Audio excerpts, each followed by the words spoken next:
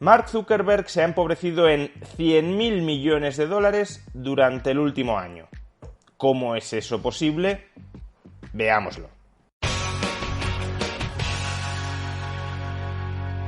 En el vídeo de ayer tratamos de exponer las razones que explican el hundimiento en bolsa de Facebook, o más bien de su matriz Meta. Esta fortísima caída bursátil tiene muchas implicaciones, pero desde luego una de las más claras, de las más destacadas, es el empobrecimiento relativo de sus accionistas y, sobre todo, en términos absolutos, de sus principales accionistas. Y a este respecto, el principal accionista de Facebook, con un 13,6% del conjunto de acciones de la compañía, es su fundador Mark Zuckerberg. A principios de septiembre del año pasado, la fortuna personal de Zuckerberg rozaba los 140.000 millones de dólares. En la actualidad, ni siquiera llega a los 40.000 millones de dólares. Dicho de otra manera, en poco más de un año, en un año y un par de meses, Zuckerberg ha perdido la friolera de 100.000 millones de dólares. En el siguiente gráfico podéis observar la evolución histórica de la fortuna personal de Zuckerberg y podremos comprobar cómo en estos momentos se halla no solo en el nivel más bajo desde septiembre del año 2015, es decir, en los últimos 7 años, sino sobre todo que la tendencia durante el último año es especialmente preocupante. Huelga decir que la evolución de la fortuna personal de Zuckerberg mimetiza la evolución del precio de las acciones de Facebook. Si Zuckerberg se ha empobrecido tanto durante el último año, es porque las acciones de Facebook, de Meta, han bajado otro tanto durante el último año. Pero justamente esto es una cuestión que muchas personas siguen sin entender y que es importante enfatizar. Cuando decimos que un multimillonario tiene tantas decenas de miles de millones de dólares, en realidad no estamos diciendo que todo ese dinero lo posea en liquidez, que lo tenga aparcado en la cuenta corriente o en letras del tesoro de una manera muy segura y de la que pueda echar mano en cualquier momento, en cualquier cantidad, cuando lo desee. Cuando decimos que Amancio Ortega, que Jeff Bezos, que Elon Musk poseen tantas decenas de miles de millones de dólares, lo que estamos en realidad diciendo es que el paquete accionarial del que son dueños en alguna o algunas empresas vale tanto. La práctica totalidad de la fortuna personal de todos los milmillonarios está en activos no líquidos, en inversiones, en activos que no son dinero, lo cual tampoco significa que anden cortos de dinero. Por supuesto, tendrán cuentas corrientes muchísimo más abultadas que las de cualquier otro ciudadano. Sin embargo, como digo, la práctica totalidad de su patrimonio no está en dinero. Está, sobre todo, en participaciones accionariales dentro de una o de varias empresas. Elon Musk es la persona más rica del mundo porque posee un paquete accionarial muy importante en Tesla y ahora también en Twitter. Jeff Bezos es muy rico porque posee un importante paquete accionarial dentro de Amazon. Amancio Ortega es muy rico porque posee un importante paquete accionarial dentro de Inditex y también porque con el tiempo ha ido construyendo una importante cartera de bienes raíces, de inmuebles, pero desde luego no dinero. Y esto tiene varias implicaciones importantes. La más inmediata y quizá la más superficial es que las fortunas personales pueden crecer muy rápido, pero también pueden desmoronarse muy rápido. Lo hemos visto en el caso de Zuckerberg. En un año su fortuna personal ha pasado de 140.000 millones de dólares a menos de 40.000 millones de dólares. Como Zuckerberg posee el 13,6% de Facebook y el valor de la compañía de Meta se ha desmoronado en 750.000 millones de dólares, pues si posees el 13,6% de algo que vale 750.000 millones de dólares menos, tu fortuna personal ha caído en 100.000 millones de dólares. ¿Y acaso los haya que intenten argumentar que en realidad, en el fondo, Zuckerberg no ha perdido nada porque no ha vendido sus acciones sobre Meta y por tanto no ha realizado pérdidas?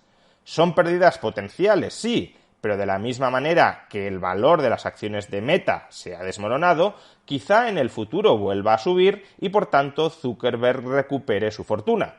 Lo cual podría ser un argumento perfectamente válido si también se aplicara a la inversa. Es decir, si cuando leyéramos titulares de prensa como que 2.000 personas poseen más riqueza que 4.600 millones de personas, nos dijeran que la riqueza de esas 2.000 personas en realidad es una riqueza potencialmente vaporosa, que hoy es muy alta pero quizá mañana sea muy baja, entonces el argumento sería válido. Es verdad que hoy la fortuna de Zuckerberg ha caído mucho, pero quizá vuelva a subir. Por desgracia, esto no se suele dar así. Cuando nos hablan de la enorme fortuna que tienen o que han ganado los muy ricos, nos venden que esa fortuna prácticamente ya es un mínimo consolidado, que a partir de ahí se pueden seguir enriqueciendo pero nunca retroceder. Ahora, cuando nos encontramos con fortísimas caídas de la fortuna personal de algunos ricos, como el caso de Zuckerberg, rápidamente se intenta argumentar que no hemos de sacar conclusiones precipitadas, que esto es una caída temporal pero que puede remontar. Sí, de la misma manera que las fortunas altas se pueden hundir permanentemente, y eso no se suele mencionar cuando se hacen comparativas internacionales de riqueza. La segunda implicación, muy vinculada con la anterior, es que muchas veces cuando se hacen estas comparativas internacionales de riqueza, 2.000 personas son más ricas que 4.600 millones de personas, se suele dar a entender que si redistribuyéramos la riqueza, el patrimonio de esas 2.000 personas entre el resto del mundo, prácticamente terminaríamos con la pobreza material de la humanidad. Y eso, desde luego, no es así y se puede comprender muy claramente a la luz de lo que ha sucedido con la fortuna personal de Zuckerberg y por los motivos por los que ha sucedido. La fortuna personal de Zuckerberg o de otros 1.000 millonarios, que es susceptible de ser repartida entre la población mundial si se la expropiáramos, claro, a Zuckerberg y al resto de multimillonarios, son participaciones, son títulos de copropiedad sobre grandes empresas mundiales, como puede ser Amazon, como puede ser Tesla o como puede ser Facebook. Esos títulos bursátiles no se comen, no alimentan. No estamos hablando de que Zuckerberg, de que Bezos, de que Amancio Ortega, de que Musk sean muy ricos porque posean gigantescos almacenes de comida, de vestimenta, de energía, de viviendas, de medicamentos. No. Si estas personas son muy ricas es porque poseen un paquete accionarial significativo de compañías que se espera que en el futuro produzcan alimentos, vestimenta, viviendas, medicamentos, etc. Las empresas no valen por lo que han producido hasta hoy, valen por lo que se espera que produzcan en el futuro. Pero estamos hablando de expectativas, es decir, incertidumbre.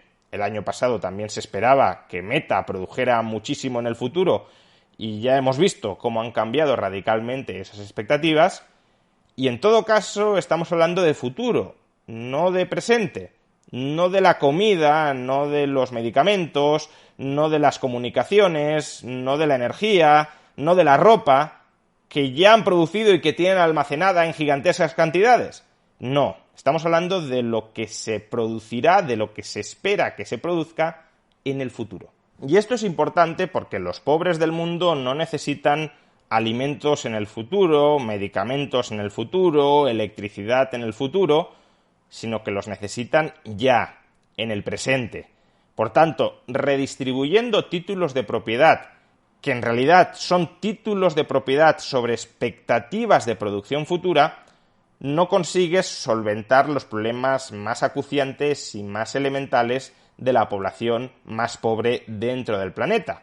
Lo que haría esa población pobre dentro del planeta si recibe una pequeña porción de la propiedad de Facebook, de Amazon, de Inditex, de Google, es inmediatamente vender esas acciones.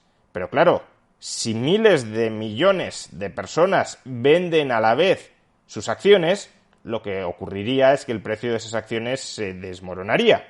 ¿Y quiénes comprarían esas acciones cuyo precio se ha desmoronado?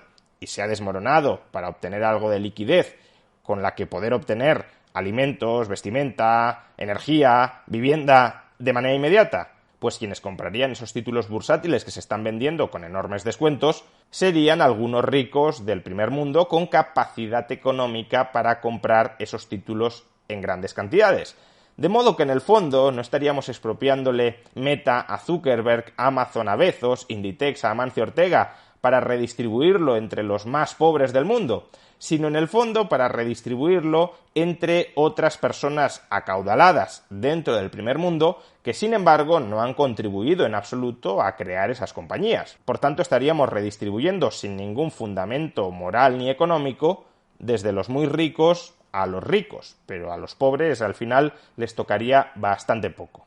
Y tercera implicación, que es un resultado de las dos anteriores. Si la fortuna personal de Zuckerberg, de Ortega, de Bezos o de cualquier milmillonario depende de su participación accionarial en una o varias compañías, si el valor de esas compañías depende no de lo que han producido hasta la fecha, sino de lo que se espera que produzcan con valor en el futuro, lo que estamos diciendo en última instancia es que la fortuna personal de los milmillonarios, en realidad de cualquier otra persona que invierta en bolsa, pero en este caso nos estamos centrando en los milmillonarios, la fortuna personal de los milmillonarios depende de su capacidad para influir en las empresas de las que son dueños, para generar a través de esas empresas productos que sean valiosos para el resto de la población. Cuanto más valor generen esas empresas para el resto de la población, tanto más ricos serán sus dueños. Cuanto menos valor se espere que vayan a generar a lo largo del tiempo esas empresas, menos ricos serán sus dueños. Y eso es lo que ha ocurrido de hecho con Zuckerberg. En cuanto el mercado, en cuanto los inversores han empezado a estimar que quizá Meta no vaya a satisfacer muchas necesidades de mucha gente en el futuro, porque a lo mejor el metaverso fracasa, porque TikTok se termina comiendo a Facebook, por lo que sea, en cuanto han empezado a anticipar todo esto, el valor estimado en el mercado por el mercado de Facebook, de Meta, se ha hundido y con él la fortuna personal de Zuckerberg. Por tanto, si Zuckerberg quiere volver a enriquecerse, lo que tendrá que hacer es reorientar Facebook, o quizá no reorientarlo, quizá va en la buena dirección, pero el mercado todavía no se ha dado cuenta, pero si el mercado tiene razón, lo que debería hacer es reorientar Facebook para volver a generar valor para los demás, para los consumidores, para los ciudadanos.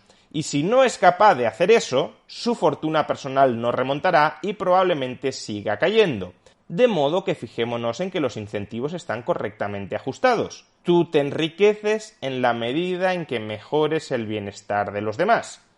Tú te empobreces en la medida en que no mejores el bienestar de los demás. Y eso ocurre, por cierto, en tanto en cuanto no metamos al gobierno en la ecuación.